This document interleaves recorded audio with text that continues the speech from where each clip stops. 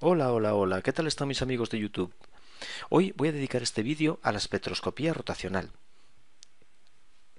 Espectroscopía rotacional. Este tipo de espectroscopía consiste en estudiar las transiciones entre niveles rotacionales de las moléculas y ocurre cuando damos a las moléculas radiación de microondas. Sí, efectivamente, ese aparato que tenemos en la cocina, con el que calentamos el desayuno y también la comida, pues funciona de esta manera. Utiliza microondas que hacen girar las moléculas de agua y el rozamiento libera calor que nos calienta la comida. Aquí lo vamos a estudiar o lo vamos a utilizar con fines químicos, fines de determinación estructural de las moléculas, determinación de propiedades físicas, de ciertos parámetros como ángulos de enlace, longitudes de enlace, y también, bueno, con fines analíticos, como puede ser la determinación cuantitativa o cualitativa de un determinado compuesto. Bien, en la espectroscopía rotacional, primero vamos a ver lo que ocurre con las moléculas diatómicas. Moléculas diatómicas. Las moléculas diatómicas. Bien, y vamos a considerar un modelo que es llamado rotor rígido. Vamos a considerar una molécula diatómica cuya longitud entre los átomos es constante y vale R. Y para esta molécula vamos a resolver la ecuación de Rödinger para ver cuando gira qué niveles energéticos posee. Esta ecuación, como sabemos, es el hamiltoniano, actúa sobre la función de onda, que va a ser una función rotacional para dar la energía por la función de onda rotacional. Bien, en el caso de este rotor rígido, la función de onda rotacional es un armónico esférico, que lo vamos a representar por la letra Y, y depende de dos números cuánticos, L y M, y de los ángulos, teta y phi. Es un armónico esférico. Bien, el hamiltoniano en esféricas, dada la simetría de nuestro movimiento, lo vamos a plantear en esféricas. Menos h barra cuadrado, partido de 2 por la masa reducida de la molécula, por las derivadas segundas respecto de r cuadrado, más 2 partido de r por la derivada respecto de r, más el momento angular al cuadrado, partido de 2 mu r cuadrado, y la r la vamos a poner en mayúscula porque es una constante. Es un rotor rígido y el radio, la distancia entre los átomos, no cambia. Y esto va a actuar sobre la función de onda, que es, como digo, el armónico esférico, que depende de los ángulos θ phi, y esto nos va a dar la energía rotacional de la molécula diatómica por la función de onda, por el armónico, y Lm de θ phi. Bien, la parte radial, cuando actúa sobre el armónico esférico, pues da cero, porque tiene derivada respecto de r y la función de onda, el armónico, depende de los ángulos. Por tanto, al derivar, esto se nos anula. Y nos va a quedar solamente el operador L cuadrado partido de 2 mu r cuadrado actuando sobre nuestro armónico y Lm de θ phi igual a energía rotacional por ILm de θ phi. Bien, el operador L cuadrado cuando actúa sobre el armónico nos da un valor propio, que es h barra cuadrado L más 1, partido de 2 mu r cuadrado por el armónico, es una ecuación de valores propios, por tanto L cuadrado actúa sobre el armónico, da el valor propio por el armónico. Esto es igual a la energía rotacional por el armónico. Aquí, una vez que ya el operador ha actuado sobre el armónico, podemos ya simplificar los armónicos. Los dos armónicos se nos van y por tanto nos queda ya despejada la energía rotacional. ¿Cuánto vale la energía del rotor rígido? Pues vale h barra cuadrado L más 1 partido de 2 por la masa reducida de la molécula y por el r cuadrado, que quedamos en que lo íbamos a poner mayúscula, pero me parece que a mí no me quedó muy claro ese asuntillo, ¿no? La r es la variable r de las esféricas y prefiero ponerlo como r mayúscula porque es en este caso un valor constante. Bien, aquí tenemos la energía rotacional que, como vemos, depende de un número cuántico, que es el número cuántico L, que toma valores de 0 en adelante, 0, 1, 2, 3, etcétera. Y esto nos va a dar los niveles energéticos de la molécula diatómica. Esta fórmula normalmente en espectroscopía se acostumbra a poner como energía rotacional, que depende del número cuántico J, igual h barra cuadrado J más 1 partido de 2 mu r cuadrado. Mu r cuadrado es lo que denominamos el momento de inercia. Es I, el momento de inercia. Por lo tanto, lo podemos poner dividido por 2I. Hemos cambiado el número cuántico L por el número cuántico J por una razón histórica, ya que los espectroscopistas llegaron a esta ecuación y llamaron J al número cuántico en lugar de L. Entonces, para respetar ese hecho, pues vamos a cambiar el número cuántico L por el J, pero son exactamente el mismo número cuántico. J vale también como el L, 1, 2, 3, 4, etc. Y aquí tenemos los niveles energéticos de nuestra molécula diatómica cuando rota, los niveles energéticos rotacionales. Bien, vamos a pasar hoja y vamos a expresar esta ecuación de otra manera y vamos a dibujar por fin ya los niveles rotacionales de nuestra molécula diatómica. Así que la energía de un rotor rígido, de una molécula cuando rota, depende de un número cuántico J y viene dado por h barra cuadrado, la constante de Planck al cuadrado, dividida por 2pi, al cuadrado todo, por jj más 1, por jj más 1 partido de 2 por el momento de inercia. Bien, podemos hacer aquí un pequeño paso en el que la energía se puede expresar también como h por una constante b, habitualmente b sub e. B sub e se refiere a que la molécula rota en el radio de equilibrio, con el radio de equilibrio por j más 1. Es otra forma de expresar la ecuación que se utiliza mucho en espectroscopía. Esta es la forma quizá más habitual. Esa constante B sub e se conoce como la constante rotacional. B sub e es la constante rotacional. Y se puede, comparando ambas fórmulas, se puede determinar cuánto vale. Si tenemos en cuenta que el h barra es la constante de Planck dividida por 2pi, pues vemos que la energía rotacional J la podemos expresar como h cuadrado, que es h por h por J más 1, partido de, como era h barra cuadrado y he puesto h cuadrado, abajo hay que poner un 4pi cuadrado, que con el 2 que hay aquí da 8 pi cuadrado por el momento de inercia. Así que de aquí vemos que la fórmula se puede expresar como h que multiplica a h partido de 8 pi cuadrado por el momento de inercia, que ya sabemos que es la masa reducida por el radio al cuadrado de la molécula, y por jj más 1, Por tanto, a esto es a lo que llamamos la constante rotacional B sub e, y j es el número cuántico que toma valores 0, 1, 2, etc. De esta manera se puede expresar la ecuación de la forma que tengo arriba. Bien, ¿qué niveles energéticos tiene el rotor? Pues el nivel energético de más baja energía es con la J0 y tiene una energía rotacional de 0 para J0. Vamos a ponerlo mejor así. Primer nivel energético con J0, pues tenemos la energía rotacional 0 que vale 0.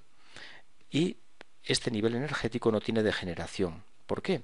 Porque la J es L, y sabemos que para cada valor de L, o de J mejor dicho, si tenemos un valor de J, pues hay un número cuántico llamado M, podemos llamarlo M minúscula, o a veces aquí se llama M mayúscula, que es el número cuántico M del átomo, N, L y M, que va desde menos L hasta más L. Bueno, aquí desde menos J, pasando por 0 hasta más J. Cuando la J sea 0, si la J es 0, la M toma valor 0.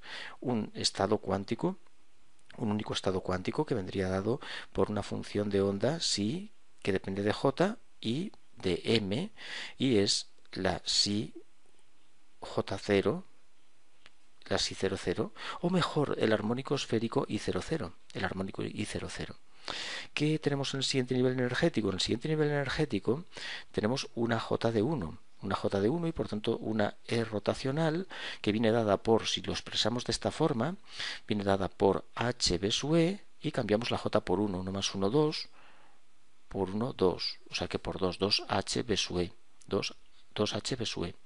¿Y ahora qué ocurre? Pues que con J1 tenemos tres estados posibles. Hay degeneración, porque la J1 tiene una M de menos 1, de 0 y de 1. Por tanto, aquí tenemos funciones de onda de tipo armónico esférico 1 menos 1, 1, 0 y 1, 1. Tres estados cuánticos. Y si nos vamos al siguiente nivel energético, pues tenemos en el J2 con una energía rotacional que sería, aquí vamos a poner 1, aquí vamos a poner energía rotacional 2, que vale, cambiamos aquí la J por 2, 2 más 1, 3, 3 por 2, 6, es 6HB sub E, 6HB sub E. Y los estados cuánticos degenerados, ¿cuántos van a ser? Pues con J2 tenemos nada menos que 5 estados cuánticos degenerados, porque vamos a tener el armónico I2 de J, pero menos 2 de M, el I2 menos 1, el I2 0, el I2 1 y el I2 2. Esto hace que tengamos 5 estados cuánticos degenerados. Por tanto, este rotor, una molécula diatómica, cuando rota, presenta una degeneración que viene dada por el número de valores que toma M, que es 2J más 1. 2J más 1. Por ejemplo, si tenemos J0, pues con J0 un estado cuántico degenerado, un nivel con un estado solamente.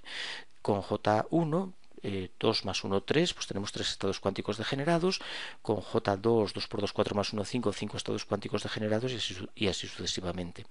Bien, ¿qué ocurre cuando damos radiación infrarroja a una molécula diatómica? Pues hacemos que suba en sus niveles energéticos. Por ejemplo, si está en J1, pues puede haber una transición. Perdón, si está en J0 puede haber una transición de J0 a J1. Si está en J1 puede haber una transición de J1 a J2. Estos niveles están espaciados de forma distinta. No lo he dibujado nada bien. El primer nivel con J1 tiene un espaciado pequeño con respecto al nivel que tiene J0, tiene un espaciado pequeño con respecto al nivel J1, el J2 tiene un espaciado mayor, el J3 tiene un espaciado todavía mayor y así sucesivamente. Así que esta transición pues nos genera una línea en el espectro de microondas. Esta transición nos genera esta otra y a diferentes frecuencias porque hay diferente espaciado energético. Por tanto salen unas bandas a frecuencia creciente, así de este tipo. Son bandas que aparecen pues a frecuencia creciente a medida que va ocurriendo la transición a niveles de J mayores porque hay cada vez más espaciado energético. Bien, y bueno, pues esto sería un poco la idea de la espectroscopía de microondas, de rotación pura, para una molécula diatómica. Pero yo en el vídeo quería ir a una cuestión quizá un poco más compleja, que es el caso de la rotación en poliatómicas. Así que vamos a pasar a ver cómo serían los espectros rotacionales de poliatómicas. Para poder predecir un espectro, lo primero tenemos que saber los niveles energéticos que las moléculas presentan. Y esto solo lo podemos estudiar resolviendo la ecuación de Rödinger para las moléculas con la función de onda correspondiente. Bien, vamos a pasar a las poliatómicas. Rotación en poliatómicas. Rotación en moléculas poliatómicas.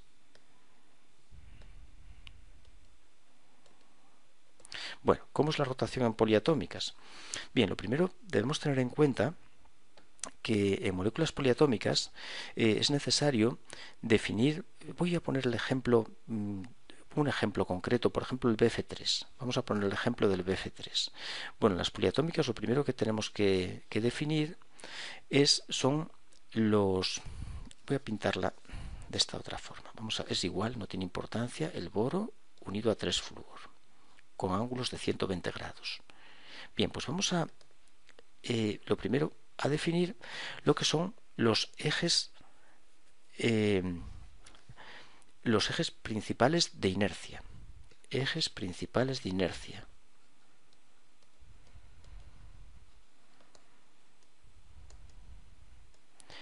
Vamos a descomponer la rotación de la molécula poliatómica en 3 rotaciones, cada una de ellas en torno a un eje, llamado eje principal de inercia, que vamos a representar por las letras A, B y C. Puede haber distintas notaciones, mayúsculas, minúsculas, yo voy a utilizar A, B y C. Estos ejes de inercia, para localizarlos, lo primero que debemos saber es que pasan por el centro de masas de la molécula. ¿Dónde está situado el centro de masas en esta molécula? Pues lógicamente en el boro, justo aquí. Ahí tenemos el centro de masas de la molécula. Perfecto. Ahora, uno de los ejes principales de inercia coincide con un eje propio de la molécula si lo tiene. Esta molécula tiene un eje C3 que pasa justo por este punto rojo y es perpendicular al plano de la pantalla. Por ahí pasa uno de los ejes principales de inercia. Y los otros dos son perpendiculares a él y están contenidos en el plano de simetría de la molécula, que es el plano de la pantalla. Es decir, tenemos un eje principal de inercia que va así, otro eje principal de inercia que viene así, y los dos se cortan en el centro de masas de la molécula. Pasa por aquí, segundo eje de inercia. Y después tenemos el tercer eje de inercia que pasa por el boro. Es perpendicular a la pantalla. Voy a borrarlo, pero podemos dibujar también la molécula de Bf3 perpendicular a la pantalla. Podemos pintarla así.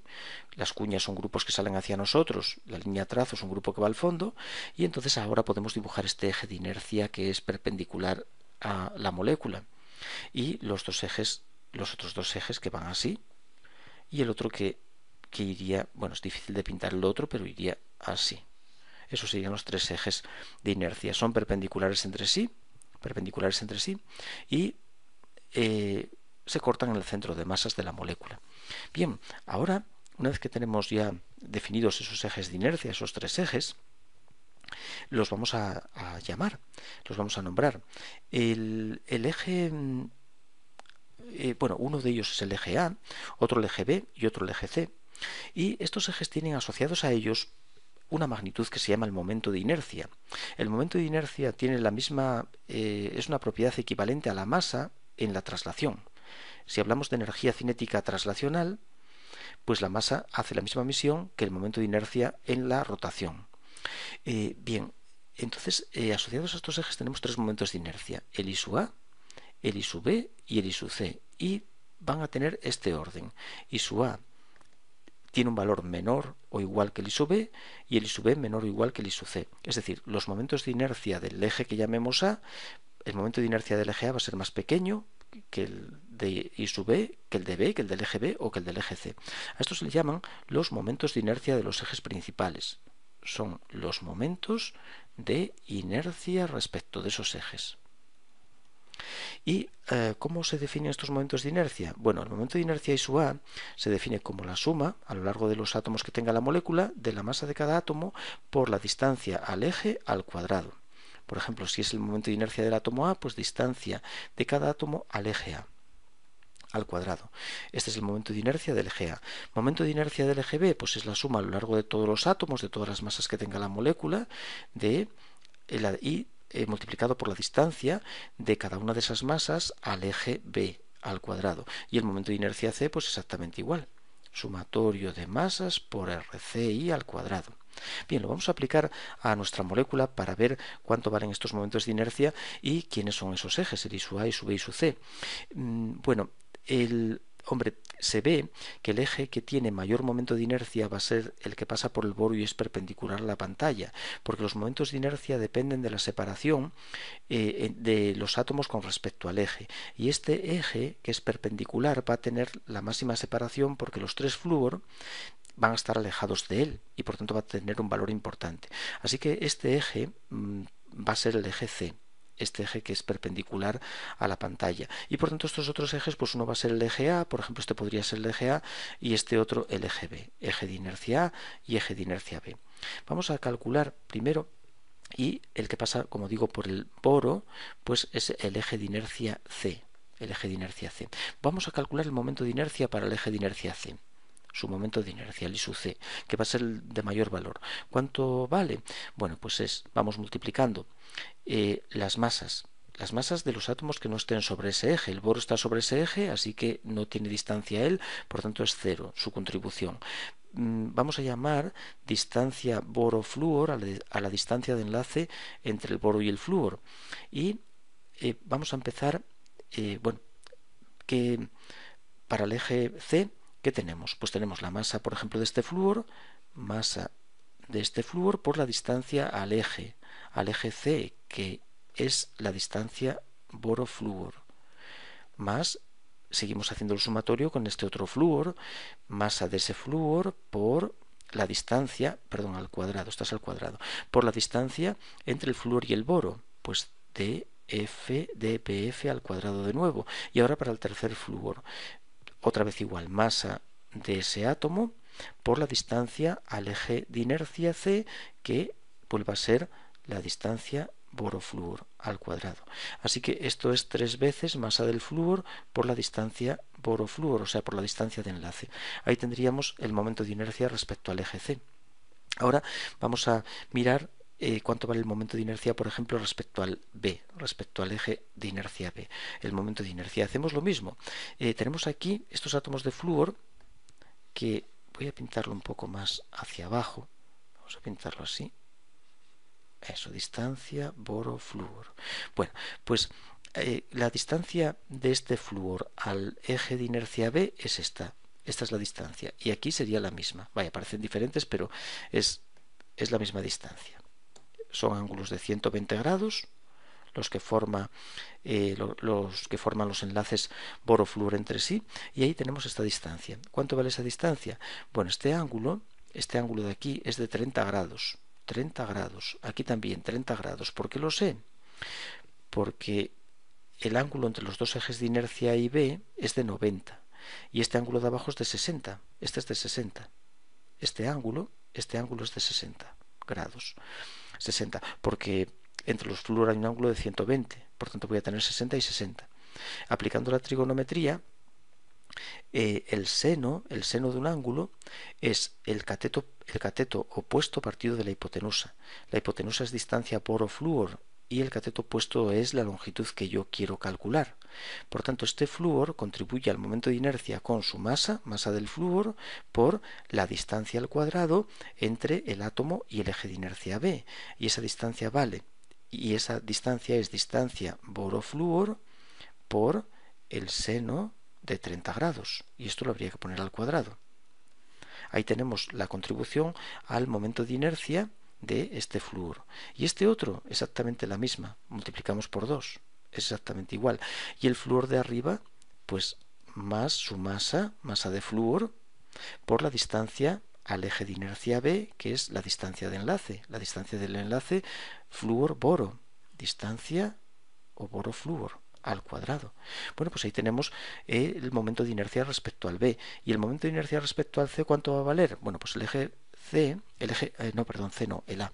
El eje A es el que tomamos, lo tomamos vertical.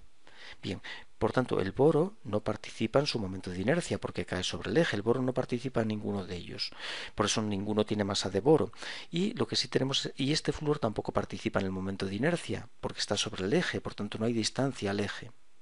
Los que participan son estos dos, flúor, este y este. ¿Qué distancia hay al eje? Pues es esta que tenemos aquí. Es esta distancia por aquí y por aquí la misma. ¿Y esa distancia cuánto vale? Pues como este ángulo son 60 grados, este ángulo son 60, esta distancia es, como es el cateto opuesto, pues el seno de 60 es el cateto opuesto entre la hipotenusa, que la hipotenusa es esta distancia flúor-boro. Por tanto, esta distancia que tengo aquí va a ser la distancia, bueno, ponemos masa del flúor por distancia boro-flúor, que es la hipotenusa, por el coseno, en este caso es el coseno, no, perdón, sigue siendo el seno, por el seno de 60. Y la contribución de los dos flúor respecto al I sub A es la misma, por tanto ponemos dos veces. Y no hay nada más. No tenemos nada más que sumar porque el otro flúor está sobre el eje I sub A, sobre el eje A, perdón, y por tanto no hay nada más que sumar. Vaya, esto no se entiende, esto que acabo de hacer, ¿no? Es que no lo comento bien. Aquí tenemos un ángulo de 60 grados. Esta distancia, por tanto, que tengo aquí desde el flúor al eje de inercia A, esta distancia viene dada por, bueno, el coseno de 60, es esa distancia que quiero calcular, que es x, entre la hipotenusa. La hipotenusa es la distancia boro-flúor. Distancia boro-flúor. Por tanto, la x, que es esta distancia que quiero calcular, pues es el coseno, no es el seno. Es el seno de 60, que es el cateto opuesto. Cateto opuesto es seno. Seno de 60 es x, que es esta distancia, entre la hipotenusa. El cateto dividido por la hipotenusa. De ahí despejamos la x y tenemos distancia boro-flúor por el seno de 60. Bueno, pues así, de esta forma se determinan los momentos de inercia respecto de esos ejes. El mayor momento de inercia de los tres es este, por eso lo llamo I sub C, y el I sub B y el I sub A no me preocupe mucho porque en realidad son iguales. Estos momentos de inercia serían iguales. I sub A es igual a I sub B. Y cuando I sub A es igual a I sub B y I sub C es distinto, pues estas moléculas reciben un nombre. Se llaman trompos y hay tres tipos de trompos. El trompo esférico, las moléculas tromposféricas, las tromposimétricas. Esta es una tromposimétrica porque tiene tiene el I sub A igual a I sub B distinto de I sub C. Estas son tromposimétricas que se llaman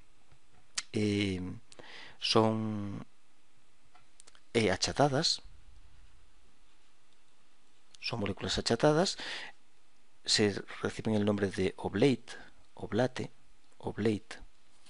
moléculas achatadas. Después tenemos las alargadas. Las alargadas tienen I sub A distinto de I sub B igual a I sub C, moléculas alargadas, se llaman prolate.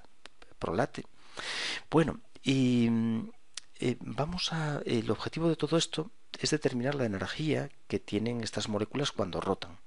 Ese es el propósito y por eso introducimos este concepto de los momentos de inercia, porque nos hacen falta para la rotación.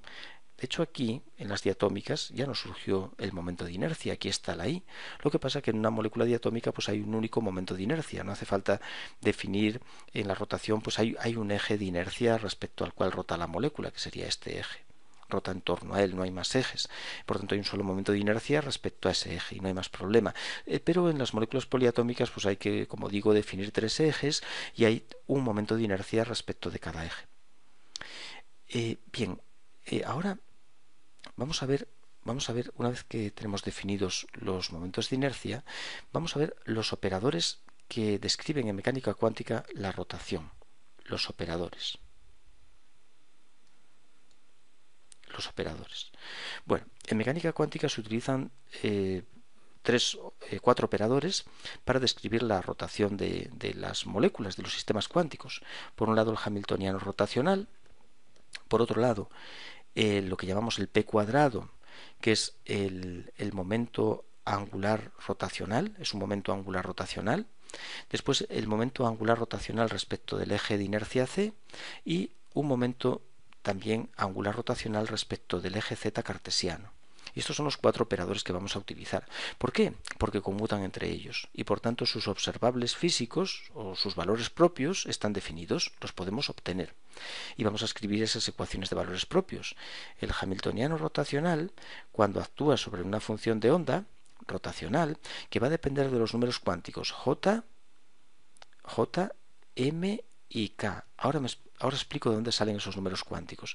Pues va a dar de valor propio la energía rotacional. Y esto es lo que me interesa. Me interesa mucho saber los niveles energéticos rotacionales de las moléculas poliatómicas.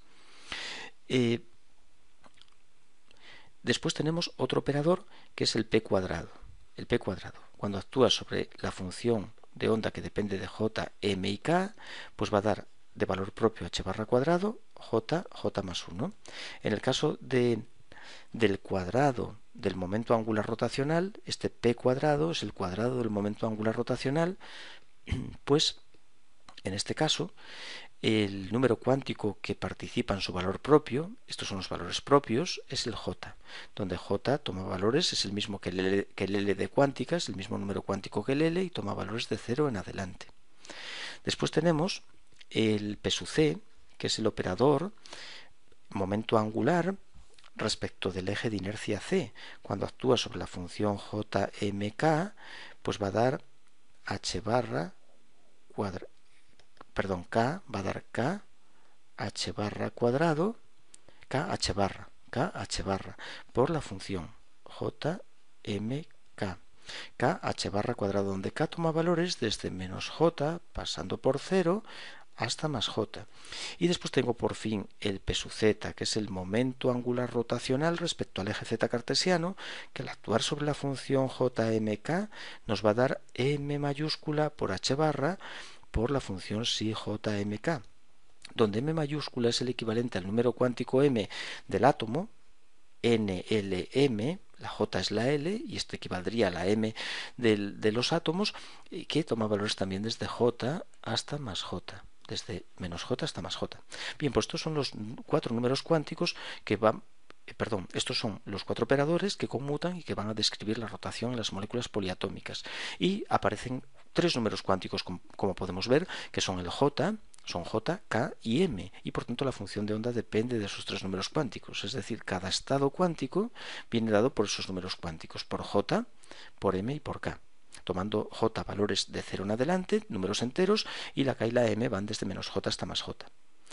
De manera que el operador P cuadrado, el cuadrado del momento angular rotacional, es la suma de los cuadrados de los momentos angulares rotacionales respecto de los tres ejes de inercia, P sub A cuadrado más P sub B cuadrado más P sub C cuadrado.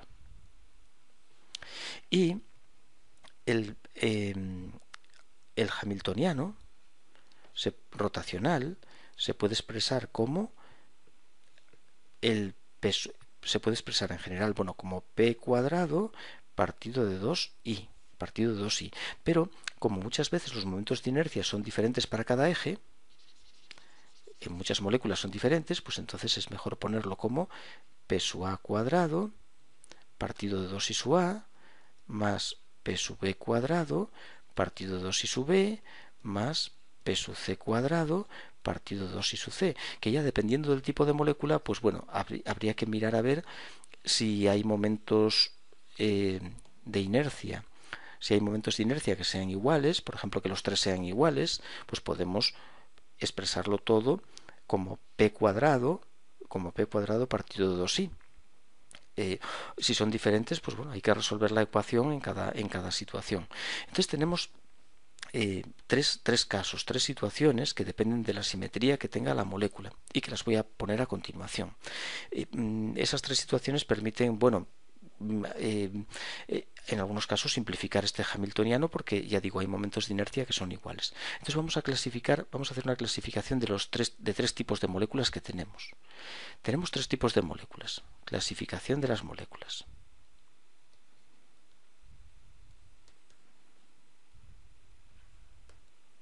Vamos a clasificar las moléculas en trompos esféricos. Son moléculas esféricas, como por ejemplo el metano, que cuando una molécula pertenece a la familia de los trompos esféricos, si tiene un eje CN o SN,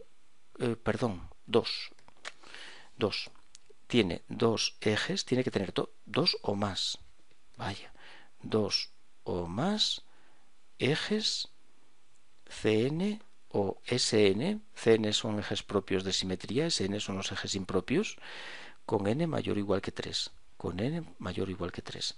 O sea que al menos tiene que tener dos ejes, por ejemplo, C3, entonces es un trompo esférico. Un ejemplo es el metano de trompo esférico. Son moléculas con una enorme simetría esférica. El metano tiene 4 ejes de tipo C3. Por ejemplo, por aquí podemos ver uno que pasa por aquí, pasa por este enlace y se va hacia abajo. Si giramos en torno a ese eje, pues es un C3 porque giro de 120 grados deja la molécula indistinguible. Por lo tanto, por ahí hay un C3. Pero es que por aquí tenemos otro C3. Y por aquí tenemos otro C3. O sea, cada enlace carbono-hidrógeno tiene un C3 que lo contiene. Así que hay 4 C3. La molécula de metano tiene 4 C3 y por tanto cumple que tiene más de 2 C3 y es un trompo esférico. Molécula tromposférica. Bueno, después tenemos las moléculas tromposimétricas. Tromposimétrica. Moléculas tromposimétricas. ¿Qué les pasa a las tromposimétricas? Pues en este caso, en el caso de las tromposimétricas, tienen un eje, las tromposimétricas tienen un eje, es un solo eje, CN o SN con n mayor de 3. Cuando esto ocurre, tenemos una tromposimétrica. Con n mayor que 3. Con n mayor o igual que 3. Un CN o SN con n mayor o igual que 3. Un ejemplo de este tipo es el BF3 que vimos.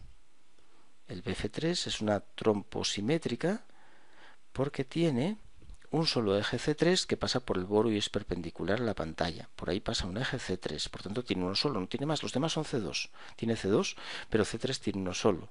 Por tanto, esta es una tromposimétrica.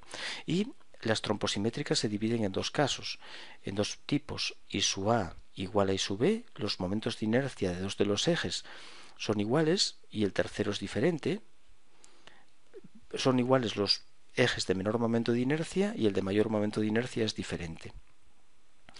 En este caso se trata de moléculas que llamamos achatadas. Es una molécula achatada, que también recibe el nombre de oblate. Por ejemplo, esta molécula, o también moléculas como por ejemplo el benceno. El benceno es otro ejemplo de molécula que tiene un eje C6 que pasa por aquí. Tiene un C6 en este caso, un C6.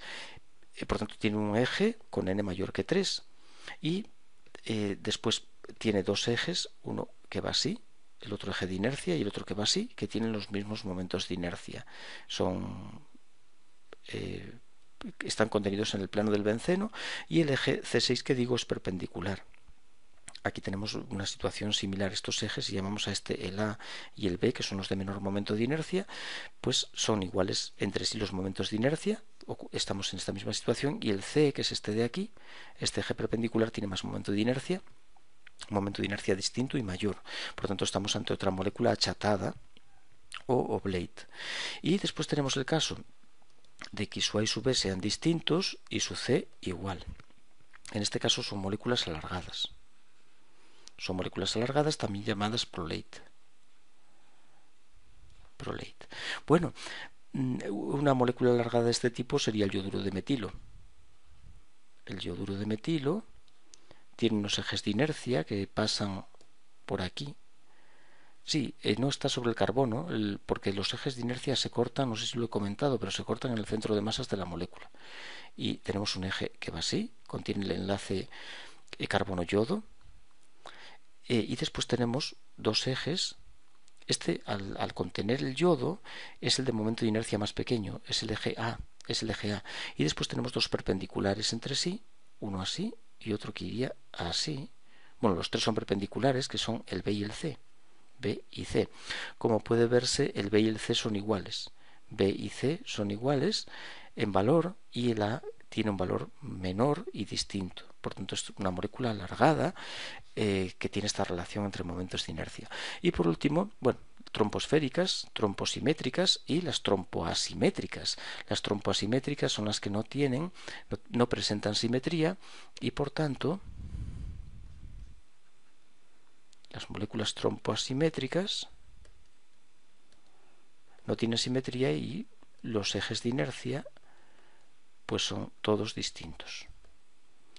Una molécula, por ejemplo, de este tipo, que no tiene ningún C3, puede ser la molécula de agua, es una trompoasimétrica, porque no tiene como mucho tiene un C2, pero no llega a tener ningún C3. El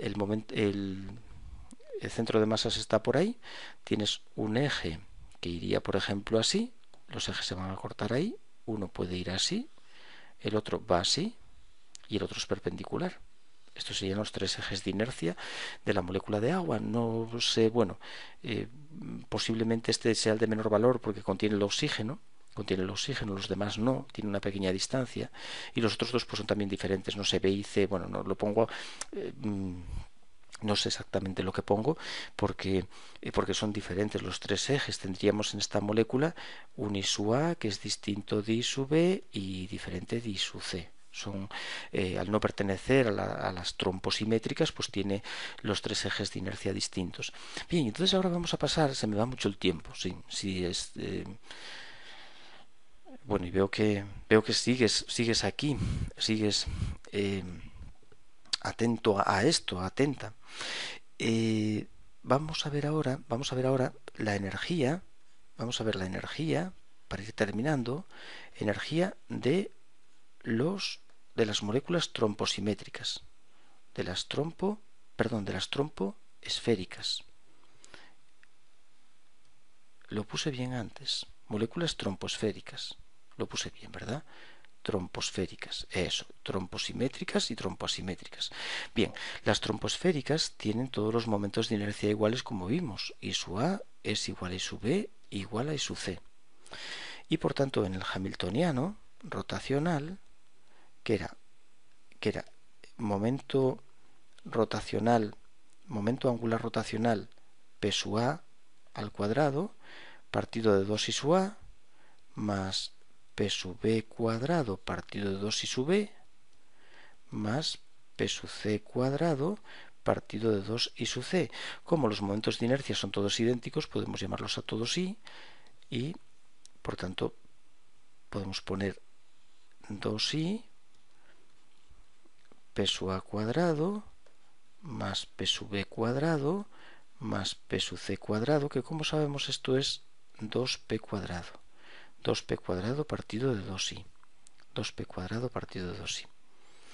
Y ahora cuando este hamiltoniano actúe sobre la función de onda, el hamiltoniano rotacional actúe sobre la función de onda que depende de JKM, lo que hemos comentado antes, JMK o JKM, no sé. Bueno, JMK va a dar la energía rotacional por la función JMK. Phi de JMK. Y sustituyendo el hamiltoniano, este 2, ¿qué es este 2 que lleva ahí? Este 2 no sé dónde surgió. Sustituimos P cuadrado partido de 2I por la función de onda igual a la energía rotacional por la función de onda. Bien, entonces, ¿cuánto vale P cuadrado actuando sobre la función de onda? Lo tenemos aquí. P cuadrado actúa sobre la función de onda. ¿Y cuánto da? P cuadrado actúa sobre la función de onda y da h barra cuadrado JJ más 1 por la función. Así que esto es h barra cuadrado JJ más 1 partido de 2i por la función. Vaya, creo que va la K antes que la M, o la M, no sé, parece que no me arreglo para escribir esto. Energía rotacional JMK. Como vemos, las funciones de onda se van y ahí tenemos la energía de nuestro rotor, de nuestro trompo esférico. La energía rotacional es h barra cuadrado JJ más 1 partido de 2 por el momento de inercia. Esto nos suena porque las diatómicas tienen precisamente esta misma energía rotacional, con J tomando valores de 0, 1, 2, etc. Sí, se obtienen los mismos niveles energéticos, sin embargo la degeneración no es la misma, porque sabemos que la función de onda del trompo esférico depende de J, de M y de K, y que para un valor de J, M toma 2J más 1 valores. Es decir, para un valor de J, M toma valores desde menos J, pasando por 0, hasta más J, pero es que K también hace lo mismo. Toma valores desde menos J, pasando por 0, hasta más J. Esto hace que por cada valor de J tengamos 2J más 1 valores de M y 2J más 1 valores de K. Entonces, cada nivel energético tiene una degeneración que es 2J más 1 por 2J más 1.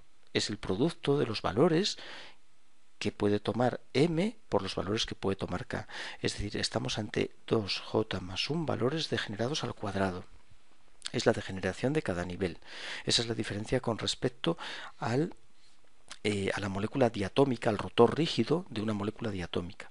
Esta molécula poliatómica, pero tromposférica, tiene la misma energía, los mismos niveles energéticos que la diatómica. Viene dado por el número cuántico J, sus niveles energéticos, pero su degeneración es diferente. Bien, ahora vamos a echar un vistazo a la energía de las moléculas tromposimétricas. Esto, bueno, podemos preguntarnos, ¿y esto para qué sirve? Bueno, esto predice los espectros rotacionales, porque si sabemos los niveles energéticos que tiene la molécula, pues podemos determinar cómo va a ser su espectro, porque vamos a tener una serie de transiciones que la mecánica cuántica nos va a decir a qué frecuencias aparecen. ¿Qué frecuencia de radiación de microondas tenemos que dar para saltar de aquí a aquí, de un nivel a otro? De manera que esas frecuencias pues vienen dadas por esta fórmula y como vemos dependen de parámetros de la molécula como es su momento de inercia. Ahora vamos a ver la energía de las tromposimétricas y vamos a dejar para otro vídeo, porque se nos va muy largo, las trompoasimétricas. Vamos a ver la energía de las moléculas tromposimétricas. Vamos a ver las tromposimétricas y vamos a ver un tipo que es, vamos a hacer las achatadas, las que tienen I sub A igual a I sub B, pero distinto de I sub C. A ver si lo digo bien, vamos a pasar hacia atrás. Estas son achatadas, me parece, ¿verdad? Aquí lo discutíamos.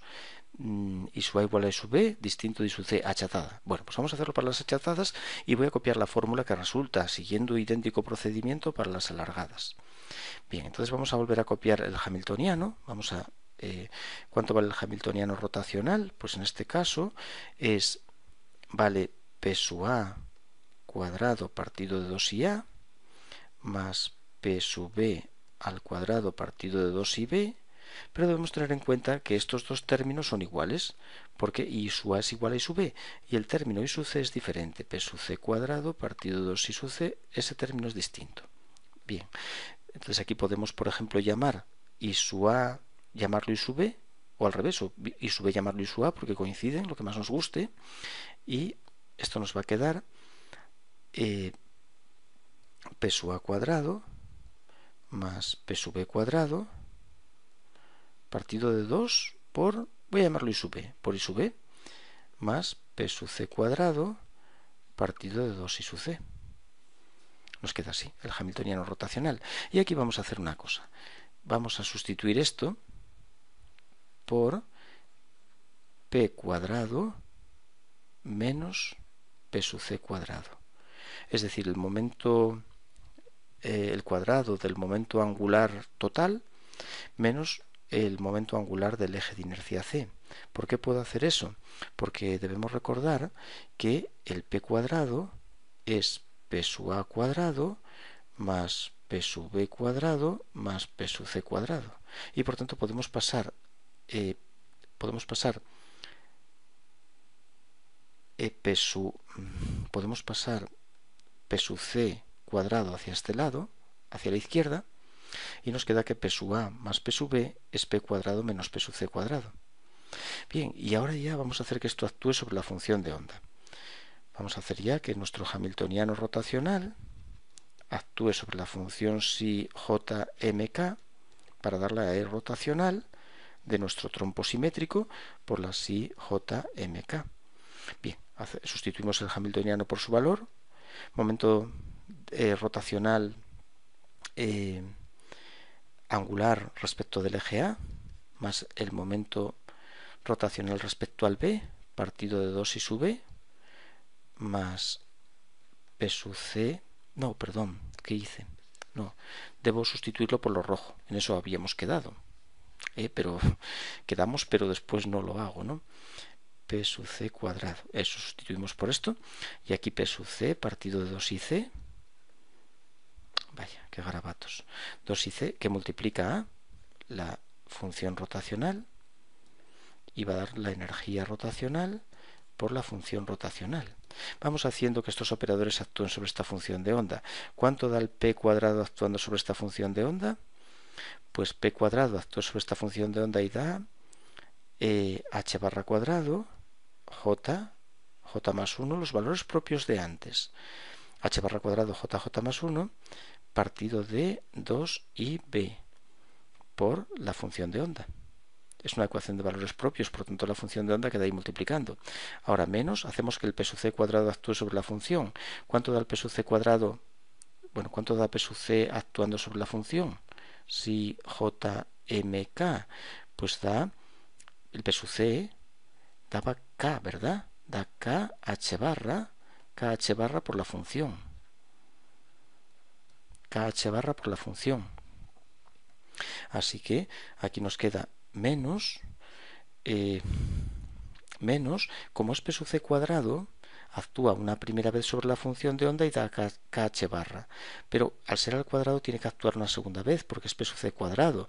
Por tanto dará otra vez KH barra y quedará multiplicándose. Así que aquí va a dar K cuadrado, H barra cuadrado por la función si JMK.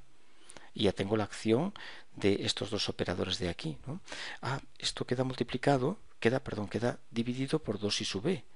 Esto va dividido por 2 i sub b, que se me olvida. El 2 i sub b. Y ahora por fin voy con este operador, con el p sub c otra vez. El p sub c vuelve a actuar y aquí está el cuadrado, que me lo comí. El p sub c cuadrado vuelve a actuar sobre la función y vuelve a dar otra vez lo mismo. K cuadrado, h barra cuadrado, partido en este caso de 2 i sub c. 2 i sub c por la función si JMK, porque es un operador que actúa sobre una función de onda y da el valor propio por la función. La función siempre nos queda ahí multiplicando, y ahora esto es igual a la energía rotacional por la si rotacional. He puesto aquí. Vamos a poner por la si JMK. Por la si JMK, que son los números cuánticos de los que depende, y por tanto ahí se nos van las si's, las funciones de onda, y nos queda ya la energía de nuestro rotor. ¿La energía rotacional cuánto vale? Bueno, pues vale h barra cuadrado, j más 1, partido de 2 i sub b, menos k cuadrado, h barra cuadrado, 2 i sub b, y más k cuadrado, h barra cuadrado, 2 i sub c. Bien, y ahora voy a hacer aquí un último cálculo. Recordamos que definimos una constante rotacional, por ejemplo la constante b, la definimos como h partido de 8 pi cuadrado por el momento de inercia que voy a llamar i sub b. Y vamos a definir una constante c que es h partido de 8 pi cuadrado i sub c. Esta constante b surgió antes, era la b sub e de las moléculas diatómicas, que valía precisamente esto, h partido de 8 pi cuadrado por el momento de inercia. Esto mismo lo podemos hacer así, aquí, y nos simplifica mucho la ecuación, la deja en una forma que es la habitual. Entonces, bueno, vamos a escribir la fórmula así, E rotacional, voy a quitar el h barra cuadrado, que es h partido 2pi, y vamos a poner h cuadrado, que es h por h, bajamos abajo el 2pi al cuadrado, que es 4pi cuadrado, con el 2 queda 8pi cuadrado, 8pi cuadrado por el momento de inercia i sub b, y por jj más 1. Entonces aquí, al dejar así la fórmula, pues vemos rápidamente que el h partido de 8pi cuadrado por ib es lo que llamé la constante rotacional b. Constante rotacional b. Lo mismo lo podemos hacer en el siguiente término. En el siguiente término también podemos cambiar el h cuadrado, el h barra cuadrado por h cuadrado partido de 4pi cuadrado. Así que nos queda k cuadrado, h cuadrado, que es h por h, partido de 8pi cuadrado, porque baja el 4pi cuadrado al denominador y con el 2 es 8pi cuadrado, por ib. Y aquí tendríamos una h, por ejemplo esta, junto con el denominador. Esto lo llamamos de nuevo b porque tiene el momento de inercia i sub b. Y por fin aquí me queda menos k cuadrado, y otra vez hago lo mismo, h por h, 8pi cuadrado y c. Y el 8, esta h por ejemplo con el 8pi cuadrado y c es lo que llamo c. Y por tanto tenemos ya la fórmula de una manera pues muy conocida, que es la siguiente. Voy a intentar a ver si tengo sitio aquí para ponerlo.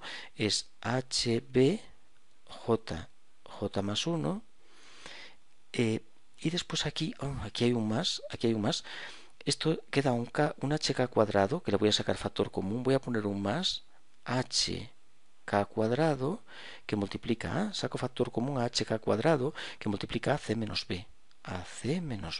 No sé si lo conseguimos ver. Nos quedaría así la fórmula de nuestro trompo simétrico. Trompo simétrico oblate, achatado. Trompo simétrico achatado.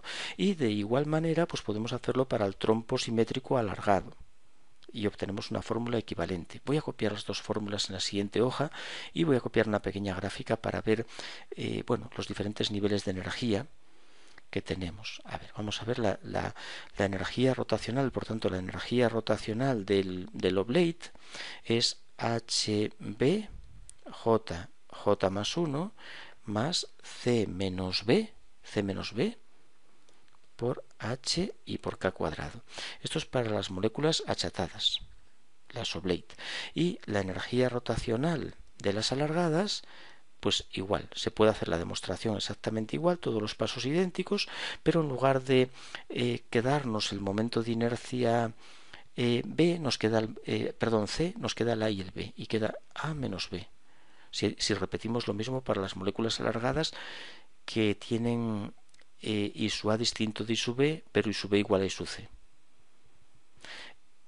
Prolate. Tendría esa forma. Bien, y voy a copiar estos niveles energéticos, los voy a copiar en un momento para que veamos cómo son. Aquí tenemos los niveles energéticos de las moléculas alargadas y de las moléculas achatadas. Bueno, lo primero hay que darse cuenta de que la energía depende del número cuántico K. Por tanto, para diferentes valores de K tenemos distintos niveles energéticos. La energía depende de K y de J. De M no. M no aparece en la fórmula de la energía. ¿Qué degeneración tenemos? Bueno, la degeneración depende de, por cada valor de J, tenemos de M 2J más 1 valores. Por cada valor de J, de M hay 2J más 1 valores. Pero K solamente puede tomar 2 valores porque la energía depende de K. Por ejemplo, si K vale 1 y vale menos 1, la energía sería la misma porque va al cuadrado. Por tanto, cuando K puede tomar valores desde menos J hasta más J, pero aquí para cada valor de K tenemos una energía distinta porque la energía se ve afectada por K. Al estar al cuadrado la K, esto significa que, por ejemplo, K2 y K-2 generan la misma energía, por tanto son estados de idéntica energía. Así que respecto al número cuántico K hay solamente dos estados cuánticos degenerados, es decir, con idéntica energía, el valor positivo y el valor negativo de K, menos K y más K. Los valores menos K y más K, menos K y más K. Por tanto, ¿cuánto es la degeneración total? Pues es el producto. Producto de valores que puede tomar M y producto de valores que puede tomar K, que son 2J más 1. 2J más 1. Esta sería, 2 por 2J más 1. Es decir, multiplicar los valores que puede tomar M, que son 2J más 1, y K solo puede tomar 2 valores para cada nivel energético. Por tanto, 2 por 2J más 1 son los estados degenerados que hay en cada nivel. Y bueno, ¿por qué tienen estas formas las gráficas? Por ejemplo, aquí el prolate. ¿Por qué hay, por ejemplo, para K0 tienes una separación? Para K0 parte de 0, empieza en 0, 1, 2, etc. Para K1 la J empieza en 1, 1, 2. Para K2 la J empieza en 2. ¿Por qué ocurre esto? Bueno, debemos darnos cuenta que K toma valores desde menos J hasta más J. Es decir, si la K vale 2, pues la J lógicamente tiene que ser 2 por lo menos, porque con J2 la K tomaría valores menos 2, menos 1, 0, 1 y 2, y tendríamos valores más 2 y menos 2 para K, que ambos más 2 y menos 2 tienen idéntica energía. Pero, por ejemplo, si consideráramos aquí un valor J1, eso no tendría sentido, porque para J1 la K no puede valer 2. Con J1 la K vale menos 1, 0, 1. No aparece el valor 2. Por eso, según la K va aumentando, la J va perdiendo valores por debajo. Si tenemos, por ejemplo, una K de 20, pues lógicamente la J tendría que empezar en 20. Porque con K20, solo una J de 20 explica valores para K de menos 20 y más 20. Bien, ¿y a qué se debe, por ejemplo, que aquí tengamos, por ejemplo, tanta diferencia? Si nos fijamos, el nivel de J2 está a esta altura, J2, y aquí está mucho más alto energéticamente y aquí mucho más alto energéticamente. Es decir, según la K va aumentando, el nivel J2 eleva mucho su energía. En el oblate, por el contrario, tenemos aquí el J2, tenemos aquí el J2, tenemos aquí el J2, es decir, la energía mengua. Como podemos ver, muy poco, pero mengua. De K0 a K2 la energía va menguando. ¿Por qué ocurre esto? Es debido a esta suma de constantes. C deriva, si recordamos, C es H partido de 8pi cuadrado por el momento de inercia del eje C. El eje C es el eje de mayor momento de inercia. Por tanto, C es una constante rotacional pequeña porque tiene un momento de inercia alto. constante pequeña. B es una constante mayor porque corresponde con el momento de inercia intermedio, 8pi cuadrado y su B. Y su B es mayor que su C. Por tanto, al ser mayor, la B es más pequeña. ¿Qué ocurre? Que C es más pequeño que B, por tanto esto da un número negativo, no muy grande, pero da un número negativo que resta a esta energía que tenemos aquí, al HBJJ más 1. Y eso hace que para un J dado, los niveles bajen un poco según la K va aumentando, porque al aumentar K, como esto es negativo, los niveles bajan un poco. ¿Qué ocurre con eso en el oblate? Pero ¿qué ocurre en el prolate? En el prolate, la constante rotacional A, que es h partido de 8pi cuadrado por I sub A, pues resulta que I sub A es el momento de inercia más pequeño. Un número pequeño en el denominador hace que la A sea grande, por tanto A es mayor que B, y esto da un número positivo. Y ese número positivo, al sumar a la energía del HBJJ más 1, hace que para un valor de J determinado, pues los niveles con ese J vayan siendo cada vez más importantes. La A es considerablemente mayor que la B y por tanto este término suma y suma una cantidad importante que hace que se eleven los niveles. Bien, y ahora aquí tenemos lo último, un pequeño espectro. Un espectro dice que para la transición J10, J11 para esta molécula, para este compuesto de fósforo. Bueno, y es la transición J10, J11. Entonces, si nos fijamos, si tenemos la transición J10, J11, J10, J11. ¿Para qué valores de K vamos a tener esta transición? Pues lo vamos a tener para valores de K que puede ser, por ejemplo, 0, K igual a 0. Con K0 tenemos aquí niveles, sería esta situación, bueno, no sé si es alargada me parece que es esta molécula alargada, sin duda es alargada. Bueno, pues aquí tendríamos la J 5, 6, 7, 8, 9, 10, 11. Ahí está la transición, perfecto. Aquí, o sea que para K0, ¿y eso qué nos va a dar? Nos da una señal, que es esta que aparece aquí, de las más intensas. Aquí no se ve apenas, pero aquí pone los valores de K y pone 0, 1, 2, 3, 4 hasta 10, pone hasta 10. ¿Por qué? ¿Por qué hasta 10? Bueno, K0 para K1 igual, vamos subiendo por aquí y llegas al 10, 11 y tienes la transición ahí. Aquí lo mismo, subes hacia arriba en K3, en K2 y también llegas a 10, 11 y tienes la transición. Pero ¿qué pasa cuando llegamos a K10? Cuando lleguemos a K igual a 10, este nivel inferior será 10 y el siguiente 11.